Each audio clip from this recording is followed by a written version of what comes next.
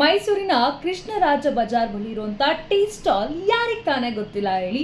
ಮೈಸೂರಿಗೆ famous tea stall ಅಂದ್ರೂ ಕೂಡ ತಪ್ಪಾಗೋದಿಲ್ಲ.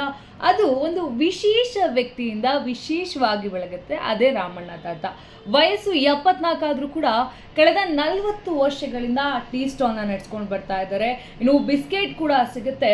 ಬೆಳಗ್ಗೆ 6 ಗಂಟೆ ಆಗ್ತಿದ್ದಂಗೆ ಅಂಗಡಿಯನ್ನ ತೆರೀತಾರೆ.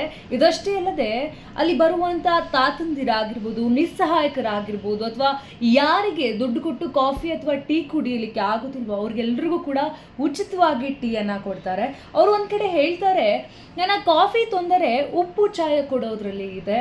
ಅವನ ಹತ್ರ ದುಡ್ಡು ಇಲ್ದಿದ್ರೆ ಏನು, ದುಡ್ಡಿದ್ರೆ ಅವನ ಹತ್ರ ದುಡ್ಡಿಲ್ಲ ಅಂತ ಹೇಳಿದ್ರೆ ಕಾಫಿ ಟೀ ಕುಡಿಯೋದಕ್ಕಾಗೋದಿಲ್ವಲ್ಲ, ಅದಕ್ಕೆ ನಾನು ಉಚಿತವಾಗಿ ಕಾಫಿಯನ್ನು ಕೊಡ್ತೀನಿ. ಆ ಉಚಿತವಾಗಿ ಏನು ಕಾಫಿಯನ್ನು ಕೊಡ್ತೀನಿ ಅದರಲ್ಲಿ ನಾನು ಕಾಫಿ ಕುಡ್ದಷ್ಟೇ ಸಂತೋಷವನ್ನು ಪಡ್ತೀನಿ ಅಂತಲೂ ಕೂಡ ಹೇಳ್ತಾರೆ.